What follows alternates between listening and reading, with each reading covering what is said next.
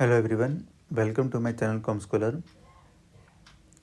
This is the continuation video on exemption of goods and services. Start करते हैं with the new sector that is called agriculture sector. ध्यान से देखिए student, काफ़ी complicated हो सकता है। पहले देखिए क्या लिखा हुआ है, सर्विस है। देखिए एग्रीकल्चर, ये तो पक्का श्योर है। एनी पर्सन यानी कोई भी पर्सन, चाहे रजिस्टर्ड हो अनरजिस्टर्ड हो, कोई मैटर नहीं करता। बिजनेस कर रहा हो या नॉन बिजनेस एंटिटी है, मैटर नहीं करता। Any person means any person. और अगर वो सर्विस दे रहा है, कौन सी सर्विस दे रहा है, ये वाली सर्विस दे रहा है 1 to 9, ये वाली सर्विस दे रहे हैं। एंड इनका जो रिलेशन है वो इन दोनों के सही होना चाहिए, या तो ये या तो ये। आई रिपीट, सप्लायर कोई भी होगा, सर्विस होगी ये 1 to 9, बट इन सर्विस का जो रिलेशन है वो इन दोनों में से किसी एक का, या तो कल्टीवेशन प्लांट या फिर rearing of animal. Right, make sure class, rearing of animal में हॉर्स एप्लीकेबल नहीं होगा। क्यों नहीं होता? क्योंकि देखिए लोग जो है हॉर्स का रेयरिंग करते हैं तो वो उसका कुछ इलीगल एक्टिविटी में यूज़ करते हैं, जैसे horse racing, right, betting gambling सब होती है इसमें। तो गवर्नमेंट इसको मोटिवेट नहीं करना चाह रही, तो गवर्नमेंट कह रही हम इस पर जो है इसका हम एग्जाम्पशन देंगे ही नहीं, इसको टैक्सेबल करो। राइट, अब हम पढ़ रहे हैं कि ये सर्विस क्या है, एक एक करके डिस्कस करते हैं। पहला है बेसिक ऑपरेशन, यानी कि बेसिक ऑपरेशन है। कौन सी बेसिक ऑपरेशन है? एग्रीकल्चर रिलेटेड सर्विस है, या जैसे लाइक कल्टीवेशन प्लांट या फिर रेयरिंग ऑफ एनिमल। अगर इनसे रिलेटेड बेसिक ऑपरेशन है, एग्जम्प्ट है, अदरवाइज टैक्सेबल है। Then supply of farm labour, ऐसा मान लीजिए मैं किसान हूँ, मेरे पास एक काफ़ी अच्छी ज़मीन है, बट मेरे पास लेबर नहीं है। मैंने किसी प्राइवेट कंपनी को बोला कि आप मुझे जो है वेल स्किल लेबर दे दो। राइट, तो यहाँ पर जो है मैं लेबर को मैं काम पे लगाऊंगा तो किस पर्पज़ के लिए? मैं उनको बोलूँगा कल्टीवेशन प्लांट के लिए बोल सकता हूँ, या फिर रेयरिंग ऑफ एनिमल के लिए बोल सकता हूँ। राइट, दोनों केस में वो क्या होगा, एग्जम्प्ट होगा। बट अगर लेबर में मैं किसी और काम के लिए करा रहा हूँ अदर देन दिस, तो फिर वो टैक्सेबल हो जाएगा। Third one, supportive operation. जैसे मान लीजिए कुछ मैंने इक्विपमेंट लगाया, जैसे साफ़ सफाई करने का, मैंने कोई क्रॉप ग्रो करा। राइट, उसमें काफ़ी मिट्टी लगी होती है, उसको साफ़ करने के लिए मैंने कोई सपोर्टिव ऑपरेट किया। बट अगर ना मैंने कोई क्रॉप जो ग्रो करा है, उसकी क्लीनिंग के लिए, जैसे मान लीजिए कि समटाइम्स उसकी ट्रिमिंग करते हैं, तो उस पर्टिकुलर क्रॉप का जो है नेचर, एसेंशियल कैरेक्टर चेंज होना चाहिए। राइट, तो वो आपका एग्जम्प्ट है।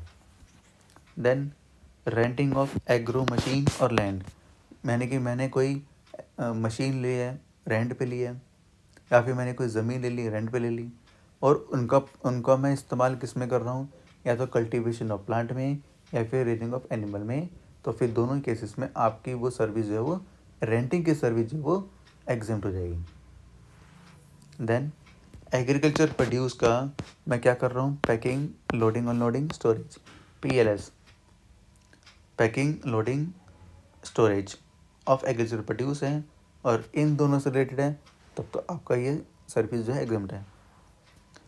एग्रीकल्चर एक्सटेंशन सर्विस, जैसे इसमें क्या होता है कि खुद सरकार जो है किसी प्राइवेट ऑर्गेनाइजेशन को बोलती है कि आप जो है हमारे किसान को जो है टैक्स सेवी बनाओ, उनको बताओ कि हम जो है खेती बाड़ी करने में टेक्निकल सपोर्ट लेना बहुत ज़रूरी होता है, ताकि जो है आपकी क्रॉप अच्छे से ग्रो करे। राइट, यहाँ पर देखिए कौन किसको सर्विस प्रोवाइड कर रहा है, प्राइवेट कंपनी जो है फार्मर को सर्विस प्रोवाइड कर रही है। यानी कि प्राइवेट कंपनी कौन हो गया यहाँ पर, सप्लायर, एंड आपका जो फार्मर हो गया वो कौन हो गया, आपकी रेसिपिएंट होगी। राइट, तो वो प्योरली सर्विस आपकी क्या होगी, टेक्निकल सर्विस है, एंड वो आपकी एग्जम्प्ट होगी। देन आपका that is service of AMC, sorry ये AMC नहीं होगा, AMPC होगा। जो आपको एक तो जो कमीशन, जो आपके मेडिटर होते हैं, जो जहाँ फार्मर जो है अपने सारे खेत जो है वहाँ पर लेके जाते हैं जो क्रॉप्स उन्होंने लगाए हैं, और फिर AMPC उनके जो है देश भर में उनके जो है क्रॉप्स को वो बेचते हैं एक सेट अमाउंट पे। राइट, बेसिकली वो कौन होते हैं, कमीशन एजेंट होते हैं for agriculture produce. Right, AMPC। Right, तो वो आप तो उसको, जैसे जो मंडी होती है, मेडिटर होते हैं। राइट, अच्छा याद रखना, जो 8 20 क्लास पहले एग्जाम हो करता था, बट अब ये टैक्सेबल है। क्या लिखा हुआ है, fumigation in warehouse of agriculture produce, छिड़काव, स्प्रे, पेस्ट कंट्रोल, राइट, पहले एग्जेंट हुआ करता था बट अभी ये टैक्सेबल हो गया। Last one that is artificial insemination of livestock, except host के केस में वो सब बाकी सब आपका एग्जाम्ट है। ऑलराइट, देन हमने भी पढ़ा एग्रीकल्चर प्रोड्यूस में अगर कमीशन एजेंट है एग्जाम्ट है, पैकिंग लोडिंग स्टोरेज कॉस्टिंग है तो एग्जाम्ट है। ट्रांसपोर्टेशन केस में जल्दबाजी नहीं करनी है, आपको ध्यान से देना है। अगर आप एग्रीकल्चर प्रोड्यूस से रिलेटेड मीन्स अगर आप क्या कर रहे हो, एग्रीकल्चर क्रॉप्स को एक जगह से दूसरी जगह पहुंचा रहे हो बाय मीन्स ऑफ ट्रेन या शिप तो एग्जाम्ट है, बाय रोड कर रहे हो तो एग्जाम्ट है, बट अगर बाय एयर कर रहे हो तो टैक्सेबल है। अच्छा, बाय एयर टैक्सेबल क्यों करा, सरकार इसमें बोलती है अगर आप by air transportation of crops या एग्रीकल्चर प्रोड्यूस मूव कर रहे हो from one place to another, by air कर रहे हो, इसका मतलब आपका अच्छा खासा बिजनेस है, आपके पास पैसा है तो टैक्स दो, तभी तो आप बाय एयर मूव करा रहे हो अपने क्रॉप्स को। देन कोई माइनर जॉब वर्क सर्विस है, दैट मीन्स जैसे टेस्टिंग लैब, भाई जैसे देखना होता है कि क्रॉप जो है ख़राब है या नहीं है, उसकी क्वालिटी को चेक करने के लिए टेस्ट लैब में भेजना पड़ता है, राइट, तो माइनर जॉब वर्क सर्विस होती है। अगर ये कल्टीवेशन ऑफ प्लांट या रेयरिंग ऑफ एनिमल से रिलेटेड है एग्जाम्ट है, अदरवाइज टैक्सेबल हो जाएगा। देन इलेक्ट्रिसिटी, जैसे जो बड़ी बड़ी जो इलेक्ट्रिक एक्सचेंज होते हैं, राइट, वो क्या करते हैं, वो उन्होंने क्या कर रखा है कि उनको क्या करना होता है बेसिकली, ट्यूबवेल तक, जो फार्मर के ट्यूबवेल तक वहाँ तक उनको अपनी बिजली पहुँचानी होती है। कैसे पहुँचाएंगे, by extending electricity distribution network, यानी कि जैसे बहुत सारे टावर लगा देंगे, वायरिंग सिस्टम प्रॉपर लगाएंगे, ताकि जो है रूरल एरिया में जो इनकी जो इलेक्ट्रिसिटी की कहते कनेक्टिविटी बढ़ जाए, राइट। तो अगर ये सर्विस आपकी, ये कौन है, आपके सप्लायर, और इनकी सर्विस कब तक कहाँ तक जा रही है, up to tubewell of the farmer, तो फिर वो सारी सर्विस आपकी जो है वो एग्जेम्प्ट हो जाएगी, right.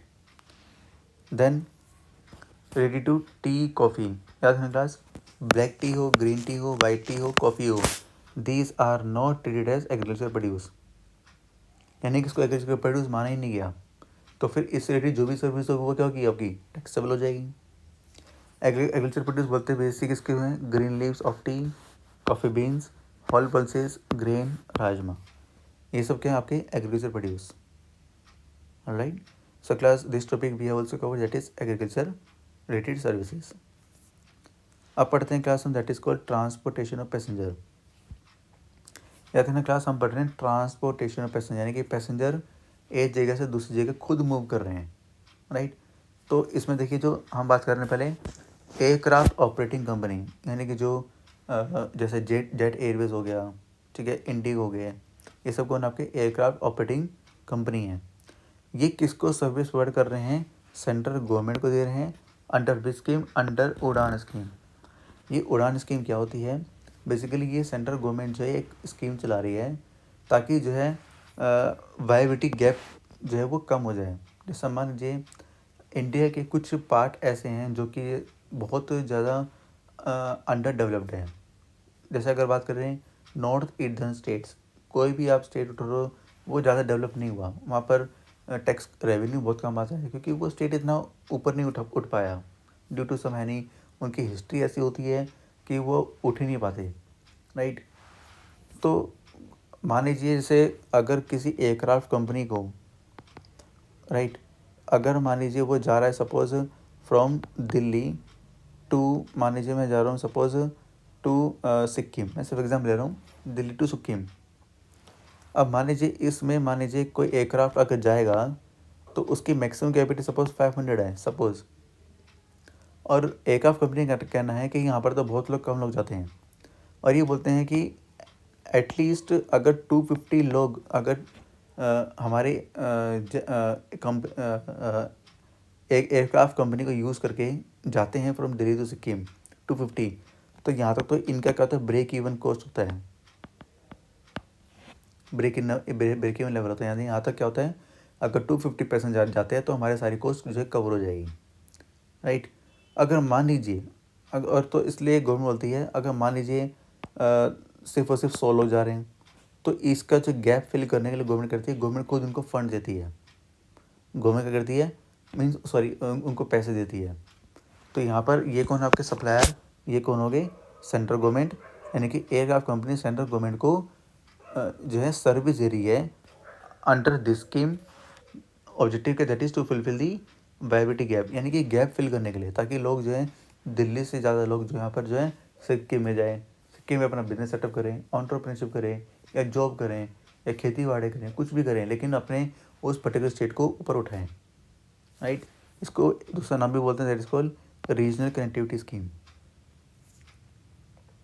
Next one again by air है, याद रखना क्लास, ये वाला पॉइंट एंड ये वाला पॉइंट दोनों अलग अलग है, इनको आप मिक्स मत करना। चलिए बाय एयर अगेन हम क्या पढ़ रहे हैं, ट्रांसपोर्टेशन पैसेंजर। अगर आप नॉर्दर्न इधर स्टेट में जा रहे हो, बगडोरा में जा रहे हो, सिक्किम में जा रहे हो, एम्बार्किंग या टर्मिटिंग दोनों, ठीक है, या कोई एक या दो, ऐसा मान लीजिए कोई दिल्ली से सिक्किम जा रहा है तो क्या होगा आपका टर्मिनेटिंग, टर्मिनेट कहाँ हुआ, वो सिक्किम में हुआ, या सिक्किम से दिल्ली आ रहा है, ठीक है, तो क्या हुआ आपका it is called embarking, right. तो फिर वो सर्विस आपकी जो है एग्जाम होगी। याद रखना क्लास, ये जो तीनों स्टेट हैं, मैं फिर से बोल रहा हूँ क्लास, ये जो तीनों स्टेट हैं इनका रिलेशन उड़ान स्कीम से नहीं है। एग्ज़ाम में अगर मान लीजिए उड़ान स्कीम तो लिखा होगा ब्रैकेट में कि ये वायबिलिटी गैप फंड किया गया है या फिर रीजनल कनेक्टिविटी स्कीम के अंडर ये सारे स्टेट आते हैं, राइट। और एयरक्राफ्ट कंपनी ने गवर्नमेंट को जो है सर्विस दी है, तो फिर आपको आंख बंद करके उड़ान स्कीम आए तो आंख बंद करके आपको एग्जाम करना है, राइट। चलिए मीन्स अगर एम्बार्किंग टर्मिनेटिंग इन पर्टिकुलर स्टेट में हो रही है तब तो एग्जाम है, अदरवाइज टैक्सेबल। बाय रेल अगर आप जा रहे हो तो है ना, अगर इंडियन रेलवे कर रहे हो तो यहाँ पर क्या आपका अगर एसी कोच है, एसी कोच कोई भी हो गया, चाहे फर्स्ट एसी टायर हो गया या सेकंड एसी हो गया, थर्ड एसी हो गया, एसी है examined, sorry taxable, otherwise examined, यानी कि नॉन एसी के जितने भी कोचेज होते हैं वो सब आपके एग्जाम्ड होते हैं। अगर आप मेट्रो, नोनो या ट्राम भी यूज़ कर रहे हो, किसी भी स्टेट में कर रहे हो, तो वो सर्विस आपकी टैक्सेबल नहीं है, एग्जाम्ड है। देन ट्रांसपोर्टेशन ऑफ पैसेंजर अगर थ्रू वाटर हो रहा है, अगर मान लीजिए इनलैंड वाटर हो रहा है, इनलैंड वाटर मीन्स जैसे ये इंडिया का लैंड मास है, काफ़ी सारी नदियाँ होती हैं, राइट, और उन नदियों में आप जो है जा रहे हो एक जगह से दूसरी जगह इनलैंड वाटरवेज के थ्रू, तो वो सर्विस आपकी एग्जाम होगी। अगर मान लीजिए आप शिप यूज़ कर रहे हो, वेसल यूज़ कर रहे हो, देखिए वेसल कहाँ चलेगा, वो तो बड़े बड़े होते हैं, तो वहाँ कहाँ चलेंगे, समंदर में चलेंगे वेसल, तो वो विद इंडियन चलेंगे, वो मीन्स इंडियन टेरिटरी में है बट वेसल यूज़ कर रहे हैं। अगर पब्लिक ट्रांसपोर्ट है तो ठीक एग्जाम्प्ट है, बट अगर इसको एज ए टूरिज्म यूज़ कर रहे हैं तो फिर वो टैक्सेबल हो जाएगा। ये कॉम्प्लिकेटेड है, ध्यान से देखिए। ट्रांसपोर्टेशन पैसेंजर बाय रोड, पहला स्टेज कैरेज या कॉन्ट्रैक्ट कैरेज। पहले तो आपको डिफरेंस पता होना चाहिए कि स्टेज कैरेज और कॉन्ट्रैक्ट कैरेज में क्या डिफरेंस है।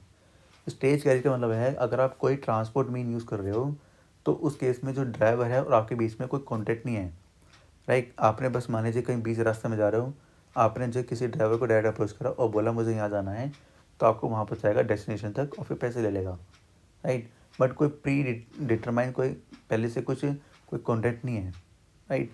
तो इस केस में क्या है, अगर ट्रांसपोर्टेशन पैसेंजर केस है, अगर पैसेंजर जो है एसी कैरेज यूज़ कर रहे हैं तो taxable, otherwise exempt. Contract carriage में क्या होता है, यहाँ पर आपने ड्राइवर को अप्रोच किया, आपने उसके पहले से एडवांस बुकिंग की हुई। अगर कोई मीटर्ड कैब है, ऑटो रिक्शा है या ई रिक्शा है, तब तो वो एग्जाम्प्ट है।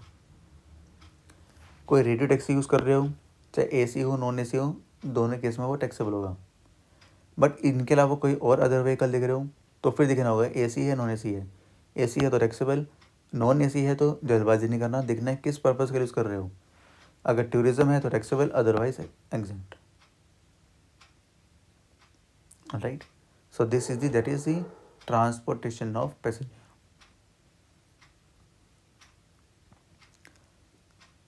अब पढ़ रहे हैं that is called transportation of goods, यानी अब गुड्स की बात हो रही है, राइट। तो देखिए अगर आप वाटर वेज के थ्रू ट्रांसपोर्ट गुड्स करा रहे हो इनलैंड वाटर में तो आप एग्जाम, वेसल के थ्रू कर रहे हो यानी कि शिप में कर रहे हो। अगर स्पेसिफाइड गुड्स हैं, स्पेसिफाइड गुड कौन से हो गए, मैंने आपको पढ़ाया भी था लाइब्रेरी कलेक्शन जीएसटी में, जैसे salt, milk, floor, newspaper, defence equipment, ये सब क्या होता है आपके स्पेसिफाइड गुड्स में आते हैं, तब तो ये आपके एग्जाम्ड है, अदरवाइज टैक्सेबल है। बस याद रखना, अगर आप वेसल में गुड्स ट्रांसपोर्ट कर रहे हो इंपोर्ट एक्सपोर्ट के लिए, इंपोर्ट है तो taxable, otherwise examined. Bye air कर रहे हो, चाहे इंपोर्ट कर रहे हो चाहे एक्सपोर्ट कर रहे हो, दोनों केसों में एग्जाम्ड किया हुआ है। विद इन इंडिया है तो देखना होगा क्या स्पेसिफिक गुड्स है या अदर गुड्स है। स्पेसिफिक गुड्स हैं तो examined, otherwise taxable. By road, GT वाला कंसेप्ट क्लास हमने इन डिटेल पढ़ा हुआ है, तो उसको मैं यहाँ पर डिस्कस नहीं करना चाह रहा, इसलिए लिखा हुआ है मैंने refer to levy and collection of GST notes या फिर वीडियो लेक्चर।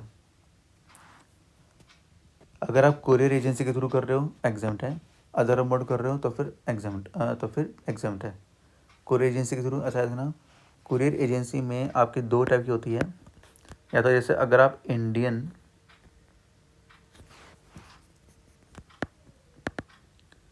पोस्ट यूज़ कर रहे हो तब तो एग्जाम्ट है। बट अगर आप मान लीजिए S for that is called speed post, E for express parcel कर रहे हो तो फिर वो आपका क्या हो जाएगा, टैक्सेबल। अदर मोड तो है ही आपका एग्जाम्ट, राइट।